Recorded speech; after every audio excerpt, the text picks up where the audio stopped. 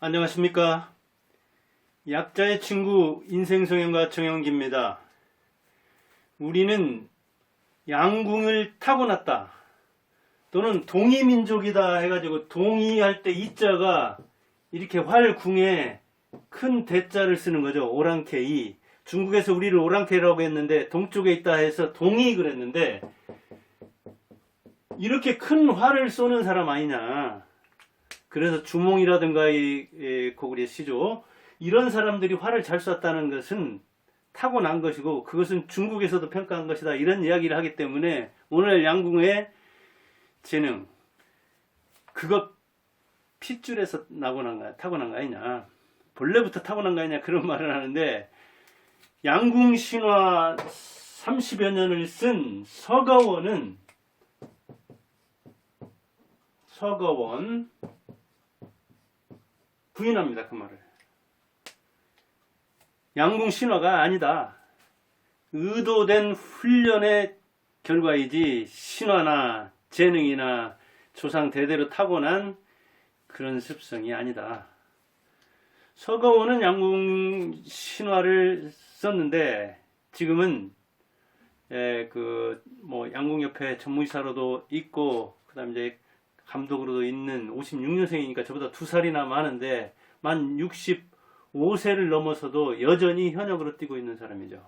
그런데 그는 본래는 양궁하고는 상관없는 사람이었습니다. 대학까지도. 명지대 전자전기 전공을 했거든요. 저 전자전기하고 양궁 무슨 상관이 있습니까? 그런데 대학교에 다닐 때 취미로 하면서 그 다음에 선수를 하고 그 다음에는 이제 회사에 선수로 이렇게 입단하는 그런 늦바람이랄까요?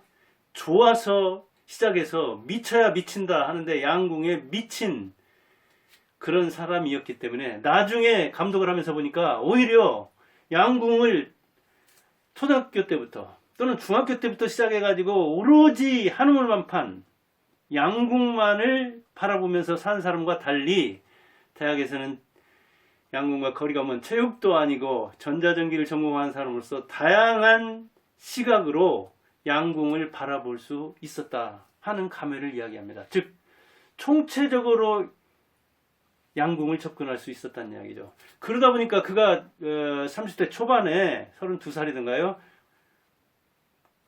국가선수, 국가대표 감독이 되었는데 그 젊은 나이에도 늦게까지 다양한 시각을 기르고 그 다음에 좋아서 했기 때문에 좋아서 시작한 양궁이었지만 전자전기가 공대가 아니 대학교 들어와 가지고 이제 취미로 시작한 사람이 무슨 양궁이냐. 양궁은 아무나 하나. 양궁을 재미로 하나. 양궁을 저 사람이 잘하면 손바닥에 뭘 하겠다느니 이런저런 이야기가 많이 들리는데도 자기는 미쳤기 때문에 불광불극 그러잖아요. 미치지 않으면 미치지 못한다.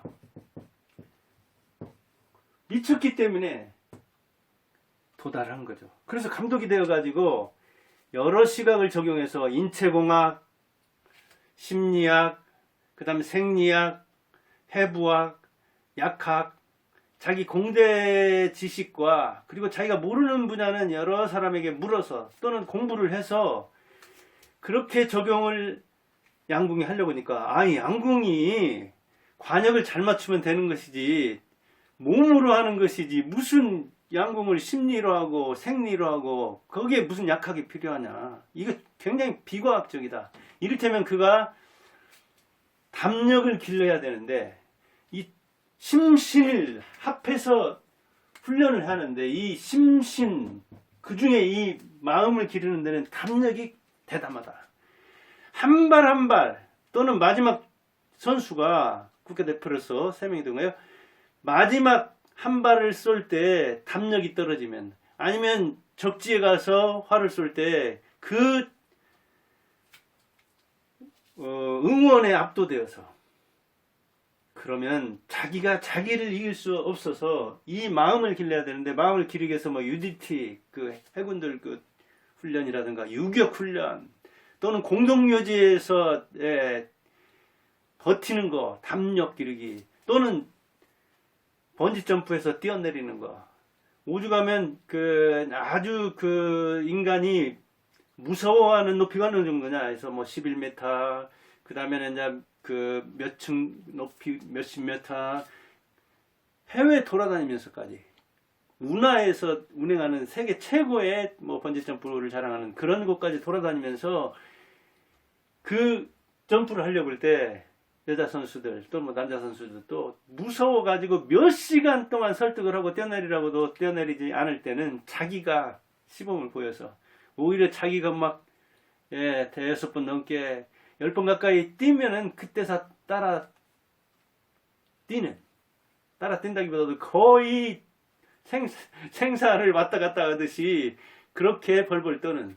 그런데 그런 그 체험을 하고 그런 담력을 기른 사람이 결정적인 한 발 한 발을, 그리고 그 악정구투하면서, 그래서 이제 한 번은 이렇게 활은 몸과 마음으로 쏜다는 것을 보여주기 위해서 이렇게 총체적으로 훈련을 했는데, 국가선수를 한 번 뽑았는데 3명 중에 언니이면서 가장 성적이 좋게 이렇게 뽑혔는데, 뽑은 다음에 훈련하면서 보니까 출전을 얼마 앞두고 있지 않은데 계속해서 이게 실수를 하고 오히려 후배들의 점수를 깎아먹어서 금메달은커녕 그 친구 때문에 올림픽 경기를 망치게 생겼는데도 그는 그 선수를 고집하면서, 선수 선발이 굉장히 오랜 동안 1년이면 1년, 2년이면 한 국가선수 3명을 뽑을 때 그 해당자들이 한 600여 명 된다고 하니까 200대 1의 경쟁률을 뚫는 거죠. 그런 그 치열한 과정을 통해서 그 다음에 많은 사람 중에서 공정하게 뽑아놨는데, 그거를 깨면은, 그 원칙을 깨면은 안 된다 해가지고 그대로 갔는데 자기가 또 밀어붙이고 그렇게 해서 뭐 교체를 하다는 등, 아니면 선수들 자체가 이 불만이 쌓여가지고 그들의 마음이 흔들려가지고 이 서거원 감독 마음도 흔들리려고 하는 것을, 그래도 이 원칙을 깨면은 이제 국가 선수를 이렇게 뽑는다 하더라도 그 대표가 조금 흔들리면, 점수가 좀 안 좋으면 왜 연습 때는 잘하고 실전에서는 못하느냐, 아니면 그런 출전 임박해가지고 저렇게 마음이 약하고 저렇게 실력이 떨어지는데 연습 때도 저렇게 못하는데 실전 가서 어떻게 잘하겠느냐 하는 저런 비난을 무릅쓰고 데리고 갔는데, 아닌 게 아니라 그 언니가 평소에도 감독에게도 또는 다른 선수들에게도 내가 실전에 가면 잘한다 하더니 실제로 그 악천후였는데도, 바람도 불고 막 비바람이 치는 그때였는데도 정말 그 언니 때문에 금메달을 따게 됐다고 하더라고요. 한 발 한 발. 오히려 후배 선수들이 점수를 꽤 잃었는데도 그가 결정적으로 거의 만점을 맞다시피 해가지고 10발 쏘던가요? 그 관역에 좀 10점 관역에 그대로 꽂히게 하는, 거의 다 꽂아버리는 그 실력을 발휘해가지고. 그래서 그 다음에 봐라 내가 뭐라고 했느냐. 내가 실전에 가면 진짜 시합에서는 잘할까라고 하지 않았느냐 하면서 그동안의 비난과 이런 것을 싹 씻어버리고 오히려 그 선수 때문에 이렇게 됐다는 그런저런 경험을 통해서, 사람들이 통계를 통해서 뽑기는 뽑았지만 연습하는 과정에서 점수가 나쁘면 어떻게 해야 된다 그렇지만, 자기는 남들이 볼 때는 비과학적이고 비계량적이고 어떤 기술을 그렇게 적용해가지고 너무 신뢰한다는 그런 마음이 있었지만, 일관성이라는 문제, 공정과 원칙이라는 문제, 그거를 오랫동안 열매를 통해서 이렇게 고른 선수는 지켜야 한다는. 그래서 도중에 문제가 생겨도 선수를 교체하지 않는, 그가 거의 30여 년 동안 우리나라 양궁을 세계 정상으로 올려놓으니까 무슨 신궁이 또 그런 건 없다. 동인이 신궁이니 재능이니 그건 없고, 공정한 원칙, 그것을 고수하는 힘, 그 힘은 선수들 못지않게 감독에게 더 담력이 필요하다. 그 많은 비난을 감수하면서도 자기가 세운 원칙을 지키는 그런 것들이 있어서 한국 양궁이 세계 정상을 달릴 수 있었지, 무슨 양궁을 신화를 썼느냐. 양궁 신화라는 건 없다. 그렇게 얘기해요. 그리고 자기의 감독 철학을 그는 뭐라고 말하냐면은 따뜻한 독종, 자칭 그런 책을 썼습니다. 그리고 따뜻한 독종, 자신이 자평하기를 나는 이런 사람이다. 따뜻한 독종. 그래요. 독종이라야 훈련을 한다는 이야기죠. 우리가 이제 그 올림픽 뭐 양궁뿐 아니라 모든 게 너무 올림픽에서 금메달만 위하고 또 올림픽에서 선수들은 그 보상만을 원하면서 금전적 보상, 경제적 보상에 너무 치중해가지고 그냥 금메달 못 따면은 은메달이 더 아쉬워하는, 은메달은 금메달을 못 땄기 때문에.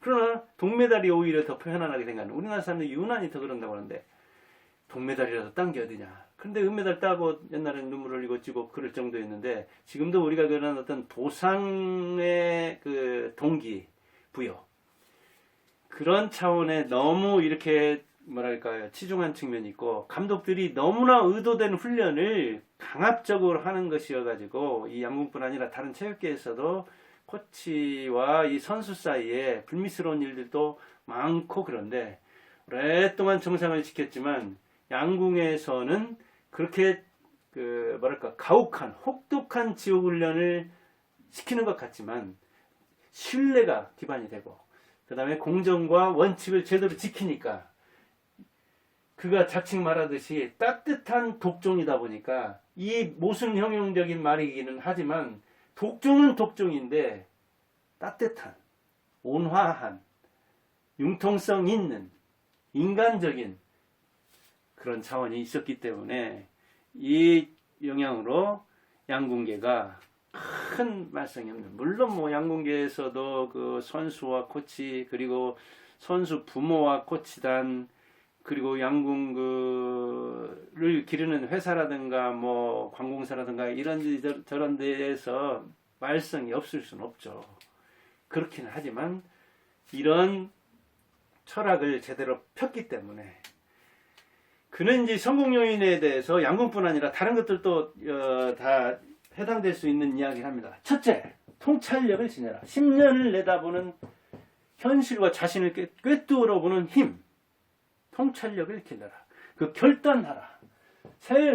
생사를 결단하듯이 한 발 한 발에 인생을 실어서 어느 때 써야 하는지, 그 시간도 너무 안 되잖아요. 그리고 너무 세게, 너무 약하게, 그것도 안 되잖아요. 그래서 이 결단을 하는 힘, 그 다음에 자기가 생각을 했다면, 결단을 했다면 실행하라. 실행하는 게 중요하지 아이디어가 무슨 필요가 있느냐. 아무리 세상을 꿰뚫어 본다고 하더라도, 명견만리에 눈을 가지고 있다고 하더라도 자기가 생각한 것을 실행하지 않으면, 그래서 정주영도 말했잖아요. 여보, 여봐, 이봐, 임자, 해봤어? 해봤냐고. 해봐. 해봐야 알지. 안 되는가 되는가. 그 다음에 지속력을 이야기합니다. 통찰력, 결단력, 실행력. 끝나도 끝난 게 아니다. 오히려 성공한 데서 위기가 시작될 수 있다. 지속하라. 꾸준히. 그렇게 이야기를 합니다. 그리고 운동이라는 것은 자신과의 무한 경쟁이고 끊임없이 변화와 혁신을 추구하지 않으면 그대로 주저앉는 것이고, 뜨거운 열정을, 식지 않는 열정을 항상 지니고 있어야 된다. 그래서 이 양궁 감독을 하면서 얻은 이런 삶의 지혜는 이거 어디에도 다 적용될 수 있는 거죠. 이를테면 뭐 지도자다, 정치가다 하더라도 세상을 내다볼 수 있어야 되죠. 꿰뚫어 볼 수 있는 통찰력이 있어야 되죠. 그래요. 우물쭈물 하다가 아무것도 못하죠. 결단력이 있어야 되죠. 만인이 반대하도 해야 되겠다 할 때는 해야 되는 그런 결정을 과감히 해야 되죠. 그것도 적절한 시기에, 적절한 방법으로. 실행할 수 있어야 되죠.